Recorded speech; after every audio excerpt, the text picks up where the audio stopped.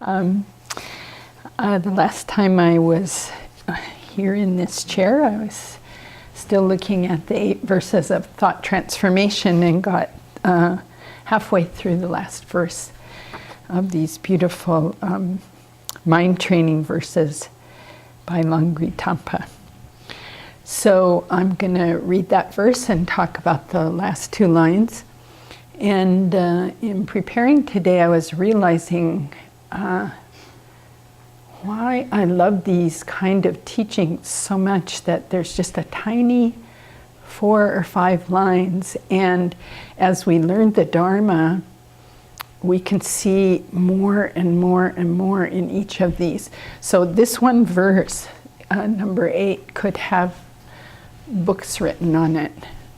Really, I'm not exaggerating. And each of these verses is that way.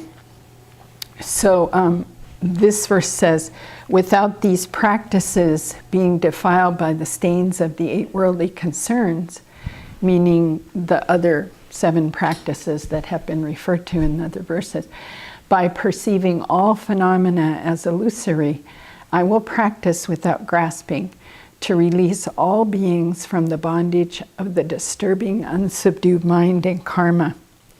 So I tried to think about how to talk about this in 7 minutes. Good luck. Anyway, I did jot down a few things that I remember Venerable teaching and some thoughts of trying to apply this myself. So we went over the 8 worldly concerns last time, kind of swiftly, but physical comfort versus pain, gain versus loss, praise versus blame, and good and bad reputation. So this is what we think about pretty much all day and call it normal life.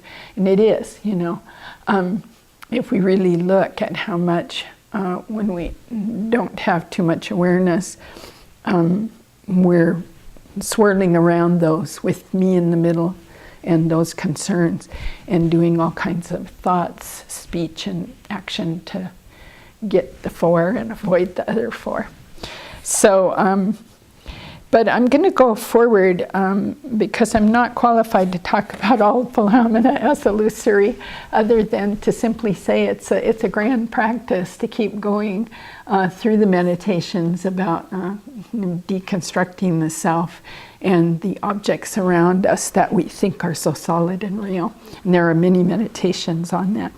So I'm going to move forward to this. I will practice without grasping.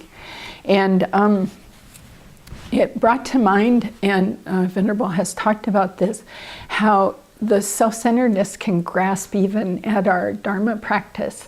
And one of the most common experiences I have about that is I'm in the hall and I'm having my practice and I'm having my meditation and it's going well.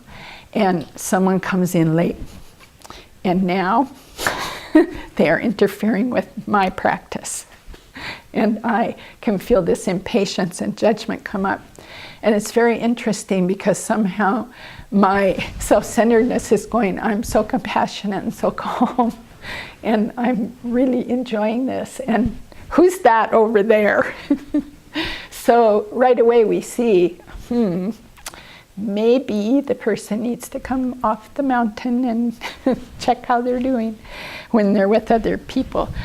So just to be watching out for that as we go along. It's so common, so normal, it will happen, but how much we grab at our practice. I have to do my study right now and I cannot be interfered with, and I must do this right now, and I must have the hall to myself, and I must not have you sneezing and coughing, and so where's the compassion practice in this? And we can see how much, again, the self-centeredness is grabbing onto it.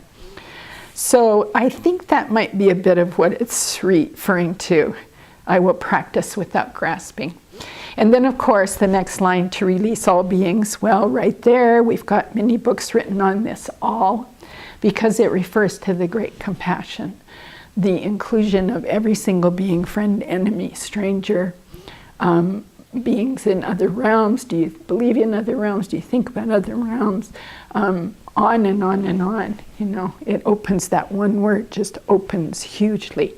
And if we have this motivation for all, it's quite beautiful how it opens up the mind, I think, and the heart. Because I have to then put in everyone. And I know for me, especially from times in the past where I felt very hurt by someone, if I bring them in this all, there's something very good that happens for my own self, from my own side. They may never know. It may be someone I'm not seeing anymore. The cat is, it's probably getting some cake. You can take this part out. That it just opens, it just opens my heart and mind, and there's kind of a relief about holding on to these stories in the past of, you know, they did this to me and I can't forgive them. So if I'm going to release all beings from this bondage, then all means all, and so I'm going to have to work on that. And then it opens a whole huge amount of meditations to work on the animal realm. What would that mean to try and release those beings from the bondage of the way their minds are? And that's the realm we can see. You know, I believe there are realms that we can't see because my eyes are just one kind of consciousness. So then we're looking at the bondage of the disturbing, unsubdued mind and karma. For the longest time, I couldn't memorize that phrase, so I started calling it the DUMK. The D-U-M-K, disturbing, unsubdued mind and karma. And then it was very easy to memorize. I want to be free of the dump, and I want everyone free of the dump. So what did I write down about this? Oh yeah, that the Buddha in the sutras said this very interesting thing, I think, and sometimes I look at it and wonder about it. He said, there's nothing worse than an untamed mind. When you think about that, you see how that's true. Since everything comes from the mind, then all suffering comes from the mind. So there's nothing worse. And he said there's nothing easier to tame than the mind. Now that's very interesting because it doesn't feel easy to tame. But what I think he's pointing at is there are methods and there are ways and they're set out very clearly, and this can be done. So if we apply those and do them, then we will be out of this dump. So let's do that. And then, of course, the final thing from the bondage of the disturbing, unsubdued mind and karma, well, if we get free of this dump, then we'll stop engaging in negative thoughts, words, and actions, and slowly we'll peel ourselves out of this swamp and all others and have a lot of joy, a lot of happiness, and a lot of contentment. So let's keep going.